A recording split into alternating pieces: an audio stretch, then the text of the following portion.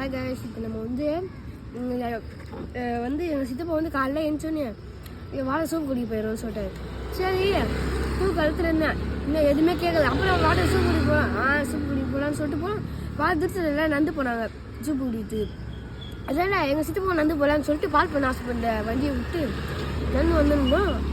அப்புறம் என்னடான்னு பார்த்தா அங்கே பாருங்க, அந்த ஆடு பாருங்க. நம்ம யார் வம்புக்கும் போறது இல்ல, யார் தும்புக்கும் போறது இல்ல. நம்ம உண்டு, நம்ம சோழி உண்டு போயிடுறது.